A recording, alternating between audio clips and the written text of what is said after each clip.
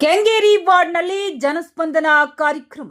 ನಾಗರಿಕರ ಸಮಸ್ಯೆಗಳಿಗೆ ತ್ವರಿತ ಪರಿಹಾರಕ್ಕೆ ಶಾಸಕರ ಸೂಚನೆ.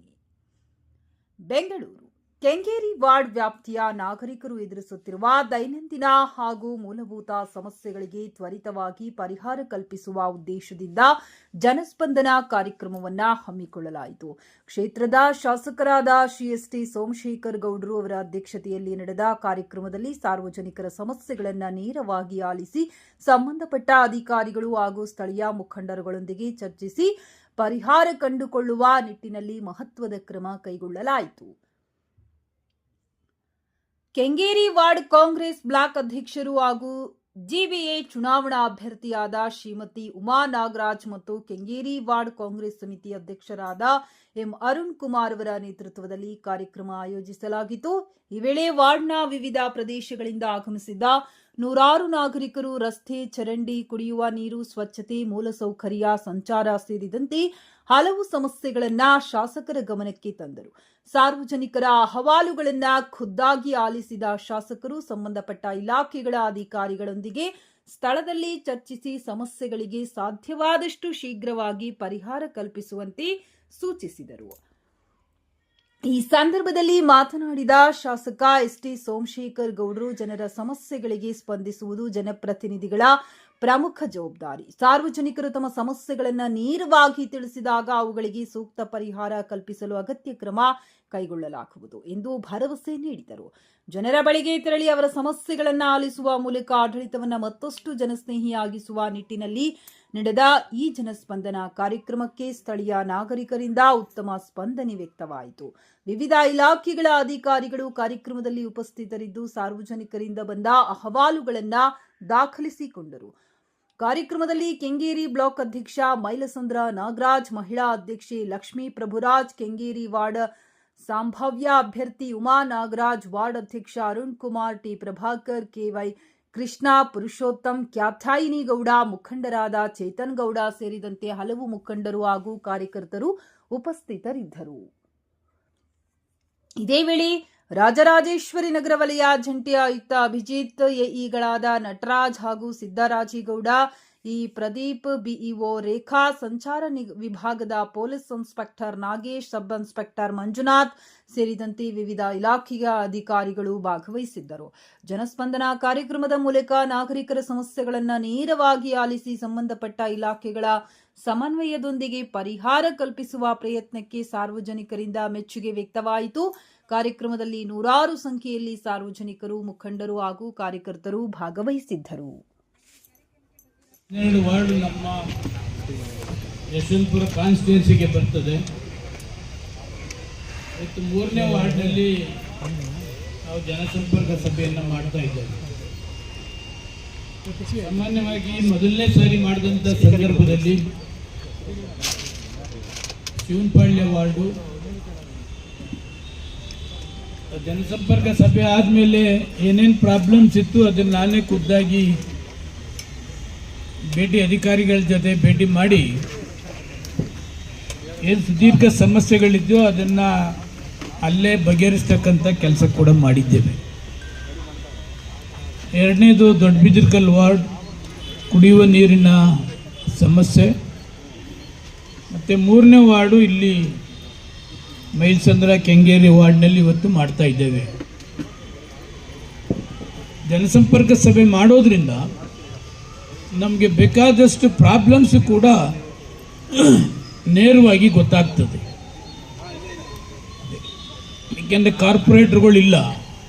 ಕಾರ್ಪೊರೇಟರ್ಸ್ ಇದ್ದಿದ್ರೆ ಬೆಳಗಿನ ಜಾವ ಸುಮಾರು 9ರಿಂದ 10, 11, 12 ಗಂಟೆ ಗಂಟ ಅವರು ರೌಂಡ್ಸ್ ಮಾಡೋರು. ಆ ಸಮಸ್ಯೆಗಳು ಅವರಿಗೆ ಗೊತ್ತಾಗ್ತಿತ್ತು, ತಕ್ಷಣ ಸ್ಪಂದಿಸ್ತಕ್ಕಂಥ ಕೆಲಸ ಕೂಡ ಮಾಡ್ತಾಯಿದ್ರು. ಕಾರ್ಪೊರೇಟರ್ ಇಲ್ಲದ ಪ್ರಯುಕ್ತ ಈ ಜನಸಂಪರ್ಕ ಸಭೆ ಮಾಡಿದ್ರೆ ಅಲ್ಲಿ ನಮಗೆ ಅನೇಕ ವಿಷಯಗಳು ಕೂಡ ಗಮನಕ್ಕೆ ಬರ್ತದೆ. ಈಗ ತಾನೇ ಮಾತಾಡಿದಂಥವರು ನಮ್ಮ ಜಾಯಿಂಟ್ ಕಮಿಷನರ್ ಅವರು ಅಭಿಜಿತ್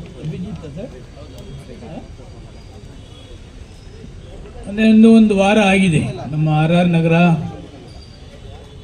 ಆರತಿ ಆನಂದ್ ಅವರಿದ್ದರು. ಅವರು ಟ್ರಾನ್ಸ್ಫರ್ ಆದಮೇಲೆ ಈಗ ಇವರು ಬಂದಿದ್ದಾರೆ. ಭಾಳ ಪ್ರಾಂಪ್ಟ್ ಇದ್ದಾರೆ. ತಕ್ಷಣ ಸ್ಪಂದಿಸ್ತಕ್ಕಂಥ ಅಧಿಕಾರಿನ ನಿಮ್ಮ ಆರ್ ಆರ್ ನಗರಕ್ಕೆ ಹಾಕಿದ್ದೇವೆ ಅಂತಕ್ಕಂಥದ್ದನ್ನು ನನಗೆ ಕೂಡ ಮಾಹಿತಿ ಬಂದಿದೆ. ಅವ್ರು ತಾವು ಪ್ರತಿಯೊಂದು ಕೂಡ ಅವರು ನೋಟ್ ಮಾಡಿಕೊಂಡಿದ್ದಾರೆ. ಒಬ್ಬ ಅಧಿಕಾರಿಯ ಕರ್ತವ್ಯ ಏನು ಅಂತಕ್ಕಂಥದ್ದನ್ನು ಅವರು ಪ್ರಾಂಪ್ಟಾಗಿ ಮಾಡ್ತಾ ಇದ್ದಾರೆ. ನಾಯಿಗಳ ಪ್ರಾಬ್ಲಮ್ ಇರ್ಬೋದು, ರೇಷನ್ ಕಾರ್ಡ್ ಇರ್ಬೋದು, ಪೆನ್ಷನ್ ಇರ್ಬೋದು, ಅದೆಲ್ಲವನ್ನು ಕೂಡ ತಕ್ಷಣ ಅಧಿಕಾರಿಗಳಿಗೆ ಮಾಹಿತಿಯನ್ನು ಕೊಡುವ ಮುಖಾಂತರ ಅಲ್ಲಲ್ಲೇ ಸ್ಪಂದಿಸ್ತಕ್ಕಂಥ ಕೆಲಸವನ್ನು ಸ್ಟೇಜ್ ಮೇಲೆ ಕುಳಿತು ಅವರು ಪ್ರತಿಯೊಂದನ್ನು ಕೂಡ ನೋಟ್ ಮಾಡಿ, ನಾನು ಈ ಕ್ಷೇತ್ರದ ಶಾಸಕನಾದ ಮೇಲೆ ಮೊದಲನೇ ಜಾಯಿಂಟ್ ಕಮಿಷನರ್ನ ನಾನು ನೋಡ್ತಾ ಇರ್ತಕ್ಕಂಥದ್ದು. ಆ ಥರ ಅಧಿಕಾರಿಗಳಾದರೆ ಬಹುಶಃ 100ಕ್ಕೆ 100 ನಮ್ಮ ಕ್ಷೇತ್ರದ ಸಮಸ್ಯೆಗಳು ಕಂಪ್ಲೀಟ್ ಆಗ್ತವೆ. ಅದು ವಿಶೇಷವಾಗಿ ಈ ಖಾತಾ ಸಂಬಂಧಪಟ್ಟಂತೆ ಬೇಕಾದಷ್ಟು ಕಂಪ್ಲೇಂಟು ಕೂಡ ಶಿವನಪಾಳ್ಯದಲ್ಲಂತೂ ನೇರವಾಗಿ ಜಾಯಿಂಟ್ ಕಮಿಷನರ್ನೇ ಅಟ್ಯಾಕ್ ಮಾಡಿದಂಥದ್ದು ಕೂಡ. ಈಗ ಇವರು ಅಟ್ಲೀಸ್ಟ್ ಅದನ್ನು ಮನವರಿಕೆ ಆಗಿದೆ, ತಕ್ಷಣ ಸ್ಪಂದಿಸ್ತಕ್ಕಂಥ ಕೆಲಸ ಕೂಡ ಮಾಡ್ತಾ ಇದ್ದಾರೆ. ನಮ್ಮ BWSS ಬಿಲ್ಲು ಕೂಡ ತಕ್ಷಣ ಸ್ಪಂದಿಸ್ತಾ ಇರಲಿಲ್ಲ. ಅದಕ್ಕೆ ಅಧಿಕಾರಿನೂ ಕೂಡ ಬದಲಾವಣೆಯನ್ನು ಮಾಡಿ ದೀಪಕ್ ಅಂತೇಳಿ ಮುಂಚೆ ನಮ್ಮಲ್ಲಿದ್ದರು ಅಸಿಸ್ಟೆಂಟ್ ಎಕ್ಸಿಕ್ಯೂಟಿವ್ ಇಂಜಿನಿಯರ್, ಅವ್ರನ್ನ ಕೂಡ ಹಾಕಿದ ಮೇಲೆ ಮೂಲಭೂತ ಸೌಕರ್ಯನ ಕುಡಿಯೋ ನೀರಿನ ಶಾಶ್ವತ ಪರಿಹಾರವನ್ನು ಕೊಡಬೇಕು ಅಂತಕ್ಕಂಥ ದೃಷ್ಟಿಯಿಂದ ಯಾವ ಅಧಿಕಾರಿ ಹಿಂಗೆ ಸಂಪರ್ಕದಲ್ಲಿ ಜನಸ್ಪಂದನದಲ್ಲಿ ಕಂಪ್ಲೇಂಟ್ ಮಾಡ್ತಾರೆ, ಅವರು ಯಾವ ಕಾರಣಕ್ಕೂ ಕೂಡ ಮುಂದಿನ ಜನಸಂಪರ್ಕ ಸಭೆಗೆ ಅವ್ರು ಯಾವತ್ತೂ ಕೂಡ ನಾನು ಇರಿಸಿಲ್ಲ. ಬದಲಾವಣೆಯನ್ನು ಮಾಡ್ತಕ್ಕಂಥದ್ದಕ್ಕೆ ಮಾಡ್ತೇವೆ. ನಮ್ಮ ಉಲ್ಲಾಳ್ ಇರ್ಬೋದು, ಕೆಂಗೇರಿ ಇರ್ಬೋದು, ಈ ಭಾಗದಲ್ಲಿ 2 ದಿವಸಕ್ಕೆ ಒಂದು ಸಾರಿ ಕುಡಿಯುವ ನೀರಿನ ಯೋಜನೆಯನ್ನು ಮಾಡ್ತಕ್ಕಂಥದ್ದಕ್ಕೆ ಈಗ ಆಲ್ರೆಡಿ ಚಾಲನೆಯನ್ನು ಮಾಡಿದ್ದೇವೆ. ಕಾವೇರಿ 5th ಸ್ಟೇಜ್ 110 ವ್ಯಾಪ್ತಿಗೆ 2017ರಲ್ಲಿ ಪ್ರಾರಂಭ ಮಾಡಿ 2023ಕ್ಕೆ ಅದನ್ನು ಲೋಕಾರ್ಪಣೆಯನ್ನು ಮಾಡಿರ್ತಕ್ಕಂಥದ್ದು. ಸನ್ಮಾನ್ಯ ಮುಖ್ಯಮಂತ್ರಿಗಳಾಗಿದ್ದಂಥ ಸಿದ್ದರಾಮಯ್ಯನವರು ಅದನ್ನು ಪ್ರಾರಂಭ ಮಾಡಿದ್ರು. ಅದೇ ಸಿದ್ದರಾಮಯ್ಯನವರು ಮುಖ್ಯಮಂತ್ರಿಗಳಾಗಿದ್ದಂಥ ಸಂದರ್ಭದಲ್ಲಿ ಲೋಕಾರ್ಪಣೆ ಕೂಡ ಆಗಿದೆ. ಶಾಶ್ವತವಾಗಿ ಏನು ಅಡಚಣೆಗಳಿದ್ವೋ ಅದೆಲ್ಲ ಕೂಡ ಬಗೆಹರಿಸಿ ಈಗ ಕಾವೇರಿ ನೀರನ್ನು 5th ಸ್ಟೇಜ್ ನಮ್ಮ ಕ್ಷೇತ್ರಕ್ಕೆ ಆಲ್ಟರ್ನೇಟ್ ಡೇಸ್ ಕೊಡಬೇಕು ಅಂತಕ್ಕಂಥ BWSSB ಪ್ರಯತ್ನ 2-3 ವಾರ್ಡ್ ಆಗಿದೆ. ಇನ್ನು 2-3 ವಾರ್ಡ್ಗೆ ಆಲ್ಟರ್ನೇಟ್ ಡೇಸ್ ನೀರು ಕೊಡ್ತಕ್ಕಂಥದ್ದಕ್ಕೆ ಚಾಲನೆಯನ್ನು ಮಾಡ್ತಾ ಇದ್ದಾರೆ. ಮುಂಚೆಗಿಂತ ಈಗ ಕಾವೇರಿ ನೀರು ನಮ್ಗೆ ಅಲ್ಲಲ್ಲಿ ವಾರ್ಡಲ್ಲಿ ಕಂಪ್ಲೇಂಟ್ಸ್ ಬರ್ತಾನೆ ಇರ್ತದೆ. ನೈಟ್ 10 ಗಂಟೆ ಮೇಲ್ ಕೊಡ್ತಾರೆ, 11 ಗಂಟೆ ಮೇಲ್ ಕೊಡ್ತಾರೆ, ಆಮೇಲೆ ಫೋರ್ಸ್ ಇರೋದಿಲ್ಲ 4 ದಿವಸಕ್ಕೆ. ಇದೆಲ್ಲವನ್ನು ಕೂಡ ಯಾಕೆಂದರೆ ಕುಡಿಯುವ ನೀರೇ ಮೊದಲನೇ ಆದ್ಯತೆ ಆದ್ದರಿಂದ BWSSBಗೆ ಮಾಮೂಲಿ ಸಾಮಾನ್ಯವಾಗಿ ಹೇಳ್ತಾನೆ ಇರ್ತೀನಿ, ಕುಡಿಯುವ ನೀರನ್ನ ಶಾಶ್ವತವಾಗಿ ಆಲ್ಟರ್ನೇಟ್ ಡೇಸ್ ಬೈ ಫೋರ್ಸ್ ಕೊಡ್ತಕ್ಕಂಥದ್ದಕ್ಕೆ ಚಾಲನೆ ಮಾಡಬೇಕಾಗ್ತದೆ. ಯಾಕೆಂದರೆ ಕಾವೇರಿ 5th ಸ್ಟೇಜ್ ನಮ್ಮಲ್ಲೇ ಸಫಿಷಿಯೆಂಟ್ ಜಾಗ ಕೊಟ್ಟಿದ್ದೇವೆ, ಶೇಖರಣೆ ಮಾಡ್ತಕ್ಕಂಥದ್ದಕ್ಕೆ ಕೂಡ ಅವಕಾಶ ಕೂಡ ಇದೆ. ನಮ್ಮ ಇಂಜಿನಿಯರ್ ನಟರಾಜು ಮತ್ತು ಪ್ರದೀಪ್ ಇನ್ನೂ ಅನೇಕರಿದ್ದಾರೆ. ಈ ಜನಸಂಪರ್ಕ ಸಭೆ ಯಾವಾಗ ಒಂದು ವಾರ್ಡ್ಗೆ 10 ದಿವಸ ನಾವು ಮುಂಚೆ ಫಿಕ್ಸ್ ಮಾಡ್ತೇವೆ, ಅಟ್ಲೀಸ್ಟ್ ಆ ಎಂಟೈರ್ ಏರಿಯಾನ ನೀವು ರೌಂಡ್ ಹೊಡೆದ್ರೆ ಎಲ್ಲೆಲ್ಲಿ ಚರಂಡಿ ಕಟ್ಕೊಳ್ತದೆ, ಎಲ್ಲೆಲ್ಲಿ ಡ್ರೈನೇಜ್ ಪ್ರಾಬ್ಲಮ್ಸ್ ಇದೆ, ಎಲ್ಲೆಲ್ಲಿ ಕಲ್ವರ್ಟ್ಸ್ ಇದೆ, ಆ ಪ್ರಾಬ್ಲಮ್ಸ್ ಕೂಡ ಅಲ್ಲಲ್ಲೇ ಸರಿಪಡಿಸಿದ್ರೆ ಸಾಮಾನ್ಯವಾಗಿ ಜನಸಂಪರ್ಕ ಸಭೆಯಲ್ಲಿ ಯಾರೂ ಕೂಡ ಕಂಪ್ಲೇಂಟ್ ಮಾಡೋದಿಲ್ಲ. ಕಾರ್ಪೊರೇಷನ್ನಲ್ಲೂ ಕೂಡ ಅನುದಾನ ಏನು ಬರ್ತದೆ ಅದನ್ನು ನೀವು ಅಸಿಸ್ಟೆಂಟ್ ಇಂಜಿನಿಯರ್ಸ್ ಕಂಪ್ಲೀಟ್ ರೌಂಡ್ ಹೊಡೆದ್ರೆ ಏನು ವಾರ್ಡ್ ಚಿಕ್ಕದಿದೆ, ಮುಂಚೆ 5 ವಾರ್ಡ್ ಇತ್ತು, ಈಗ 12 ವಾರ್ಡ್ ಆಗಿದೆ. ಅದರಿಂದ 12 ವಾರ್ಡನ್ನು ಕೂಡ ತಾವೆಲ್ಲ ಕೂಡ ರೌಂಡ್ಸ್ ಹೊಡೆದ್ರೆ ಎಲ್ಲೆಲ್ಲಿ ಕಲ್ವರ್ಸ್ ಪ್ರಾಬ್ಲಮ್ಸ್ ಇದೆ, ಎಲ್ಲೆಲ್ಲಿ ಡ್ರೈನೇಜ್ ಆಗ್ತದೆ, ಎಲ್ಲೆಲ್ಲಿ ಕಟ್ಕೊಳ್ತಾ ಇದೆ, ಎಲ್ಲೆಲ್ಲಿ ಮಳೆ ಹೋದರೆ ಅನಾಹುತ ಆಗ್ತದೆ, ಅದೆಲ್ಲ ಕೂಡ ತಾವು ನಟರಾಜ್ ನೇತೃತ್ವದಲ್ಲಿ ಬಗೆಹರಿಸ್ಬೋದಾಗಿದೆ. ಇನ್ನು ರಾಜಕಾಲುವೆದು ಕೂಡ ಪರಮೇಶ್ವರ್ ಅಸಿಸ್ಟೆಂಟ್ ಎಕ್ಸಿಕ್ಯೂಟಿವ್ ಇಂಜಿನಿಯರ್ ಇದ್ದಾರೆ. ಸರ್ಕಾರನೂ ಕೂಡ 232 ಕೋಟಿ ಅನುದಾನ ಕೊಟ್ಟಿದ್ದಾರೆ, ಟೆಂಡರ್ ಆಗಿದೆ, ಕೆಲಸ ಕೂಡ ನಡೀತಾ ಇದೆ. ಕೆಂಗೇರಿ ಕೋಟೆಯಲ್ಲೆಲ್ಲ ಕೂಡ ಬಹುತೇಕ ಡ್ಯಾಮೇಜ್ ಆಗ್ತಿತ್ತು, ಈಗ ಕೆಲಸ ಕೂಡ ಪ್ರಾರಂಭ ಆಗಿದೆ. ಇನ್ನು ಸ್ವಲ್ಪ ದಿವಸದಲ್ಲೇ ಕೆಲಸ ಕಂಪ್ಲೀಟ್ ಆದಮೇಲೆ ಎಲ್ಲೆಲ್ಲೂ ಕೂಡ ಯಾವುದು ಮನೆಗೂ ಡ್ಯಾಮೇಜ್ ಆಗದಿರ್ತಕ್ಕಂಥ ರೀತಿಯಲ್ಲಿ ರಾಜಕಾಲುವೆರು ಕೂಡ ಮಾಡ್ತಕ್ಕಂಥದ್ದಕ್ಕೆ ಅವರು ಸಮರ್ಥರಿದ್ದಾರೆ. ಇನ್ನು ಉತ್ರಳ್ಳಿ ರೋಡು ಕೃಷ್ಣಪ್ರಿಯ ಚೌಲ್ಟ್ರಿಯವರು TDR ಕೊಡುವ ತನಕ ನಾವು ರಸ್ತೆ ಬಿಡೋದಿಲ್ಲ ಅಂತಕ್ಕಂಥದ್ದು 100ಕ್ಕೆ 100 TDRನ ಕೊಟ್ಟಿದ್ದಾರೆ. ಅದು 60 ಅಡಿ ರೋಡು. ಫಾರೆಸ್ಟ್ ಪ್ರಾಬ್ಲಮ್ಸ್ ಇದೆ. ಮೊನ್ನೆ ನಾನು ವಿಧಾನಸೌಧದಲ್ಲಿ ಅದನ್ನು ಕ್ವಶನ್ ಮಾಡಿದಂಥ ಸಂದರ್ಭದಲ್ಲಿ ಕೃಷ್ಣ ಬೈರೇಗೌಡರು ಅದಕ್ಕೆ ಆನ್ಸರ್ ಮಾಡಿದ್ದಾರೆ. ಫಾರೆಸ್ಟ್ನವ್ರದ್ದು ರೆಗ್ಯುಲರೈಸ್ ಮಾಡ್ತಕ್ಕಂಥದ್ದಕ್ಕೆ ಚಾಲನೆ ಮಾಡ್ತಾ ಇದ್ದೇವೆ. ರಸ್ತೆ ಅಗಲೀಕರಣ ಮಾಡ್ತಕ್ಕಂಥದ್ದಕ್ಕೆ ಅವಕಾಶ ಬೇಕು.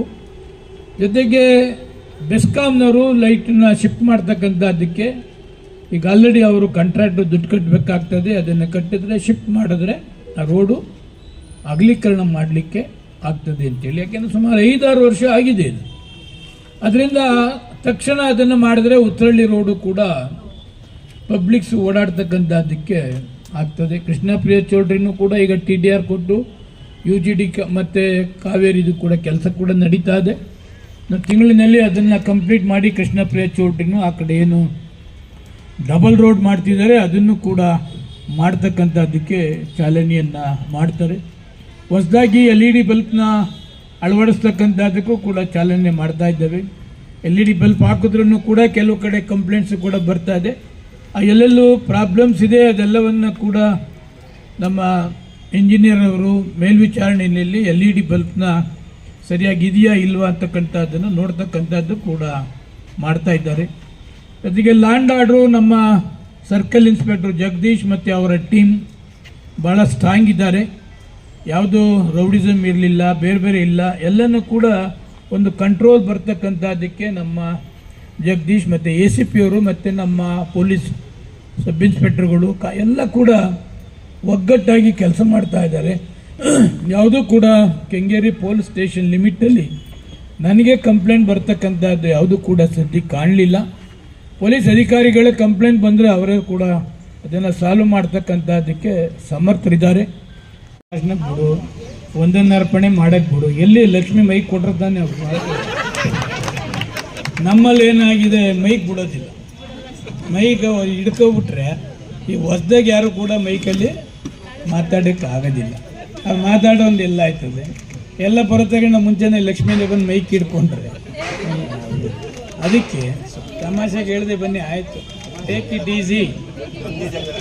ಇಟ್ ಈಸಿ ತಮಾಷೆ ಇರಲಿ. ತಮ್ಮೆಲ್ಲರಿಗೂ ಕೂಡ ಸಮಸ್ಯೆಗಳು ಗಮನಕ್ಕೆ ಬಂದಿದೆ. ಆ ಸಮಸ್ಯೆಗಳನ್ನು ಅಧಿಕಾರಿಗಳ ಜೊತೆ ಮಾತನಾಡಿ ನಾನೇ ಖುದ್ದಾಗಿ ಭೇಟಿ ಮಾಡ್ತಕ್ಕಂಥದ್ದಕ್ಕೆ ನಿಮ್ಮ ಜೊತೆಯಲ್ಲಿ ಸಂಪರ್ಕದಲ್ಲಿರ್ತೇನೆ ಅಂತಕ್ಕಂಥದ್ದು ಹೇಳಿ, ನನ್ನ ಆತ್ಮೀಯ ಮಿತ್ರ ಮಿಸ್ಟರ್ ಕಿರಣ್ ಒಳ್ಳೊಳ್ಳೆ ಮಾಹಿತಿಯನ್ನು ಕೂಡ ಕೊಟ್ಟಿದ್ದಾರೆ. ಅವರಿಗೆ ಅನುಭವ ಜಾಸ್ತಿ. ಜೊತೆಗೆ ಪ್ರಭಾ ಕೆಂಗೇರಿಯಲ್ಲಿ ಹುಟ್ಟಿ ಕೆಂಗೇರಿಯಲ್ಲೇ ಬೆಳೆದಂಥವರು. ಪಾಪ ಏನು ಮಾತಾಡಬೇಕು ಅಂತ ಗೊತ್ತಾಯ್ತಲ್ಲ, ಎಲ್ಲನೂ ಕೂಡ ಅಚ್ಚುಕಟ್ಟಾಗಿ ಮಾತಾಡ್ತಾನೆ. 24/7 ಕೆಲಸ ಮಾಡ್ತಕ್ಕಂಥ ಒಬ್ಬ ಅಪರೂಪದ ಸ್ನೇಹಿತ ಕೆಲಸ ಮಾಡ್ತಾನೆ. ಇನ್ನು ಅನೇಕರು ನಮ್ಮ ಚೇತನ್ ಗೌಡರು ಬಂಡೆ ಮಠದ ಕೆಂಗದ ಹನುಮಂತ ವಾರ್ಡಿನ ಜನಪ್ರತಿನಿಧಿ ಹೀಗೆಲ್ಲ ಕೂಡ ಇದ್ದಾರೆ. ಅವರೆಲ್ಲರಿಗೂ ಕೂಡ ನಮ್ಮ ಮುಂದರಾಜರವರು, ಕೃಷ್ಣರವರು ಈ ಜಾಗಕ್ಕೆ ಸದ್ಯದಲ್ಲೇ ಸರ್ಕಾರದ ಹಣ ಕೂಡ ಬಿಡುಗಡೆ ಆಗಿದೆ, ಟೆಂಡರ್ ಕೂಡ ಆಗಿದೆ. ಇತ್ತೀಚೆಗೆ 50 ಕೋಟಿ ಮೇಲೆ ಕ್ಯಾಬಿನೆಟ್ಗೆ ಹೋಗಬೇಕು ಅಂತಕ್ಕಂಥದ್ದು ಕೃಷ್ಣ ಬೈರೇಗೌಡರ ಗಮನಕ್ಕೆ ತಂದಿದ್ದೇನೆ. ಕ್ಯಾಬಿನೆಟಲ್ಲಿ ಅಪ್ರೂವ್ ಆದಮೇಲೆ ವರ್ಕ್ ಆರ್ಡರ್ ಕೊಡ್ತಾರೆ. ವರ್ಕ್ ಆರ್ಡರ್ ಕೊಟ್ಟಾದಮೇಲೆ ಈ ನಮ್ಮ ಹರ್ಷ ಲೇಔಟ್ ಮತ್ತು ಇತರ ಏನೇನು ರಸ್ತೆಗಳಿದೆ ಅದೆಲ್ಲವನ್ನು ಕೂಡ ಕಂಪ್ಲೀಟ್ ಡಾಂಬರೀಕರಣ ಮಾಡ್ತಕ್ಕಂಥದ್ದು, ಕಾಂಕ್ರೀಟ್ ಮಾಡ್ತಕ್ಕಂಥದ್ದು. ಒಳಗೆರೆ ಅಪಾರ್ಟ್ಮೆಂಟ್ಸು ಕೂಡ ಕಮಿಷನರ್ ಲೆವೆಲ್ ತಂದಿದ್ದೇನೆ. ಏನೇನು ಪ್ರಾಬ್ಲಮ್ಸ್ ಇದೆ ಅವೆಲ್ಲವನ್ನು ಕೂಡ ಸರಿಪಡಿಸಿ BDA ಅಪಾರ್ಟ್ಮೆಂಟ್ಸ್ನ ಕಾರ್ಪೊರೇಷನ್ಗೆ GBAಗೆ ಸೇರ್ಪಡೆ ಮಾಡ್ತಕ್ಕಂಥ ಕೆಲಸವನ್ನು ಕೂಡ ಈ ಸಾರಿ ಮಾಡಿದ್ರೆ ಮಿಕ್ಕ ಎಲ್ಲವನ್ನು ಕೂಡ ಅವರು ಕೆಲಸವನ್ನು ನೋಡ್ತಾರೆ. ಕಾರ್ಪೊರೇಷನ್ನವರು ಮಾಡ್ತಕ್ಕಂಥ ಅದಕ್ಕೆ ಅನುಕೂಲ ಆಗ್ತದೆ ಅಂತೇಳಿ ಎಲ್ಲರಿಗೂ ವಂದಿಸಿ ಮಾತನ್ನು ಮುಕ್ತಾಯ ಮಾಡ್ತೇನೆ. ನಮಸ್ಕಾರ.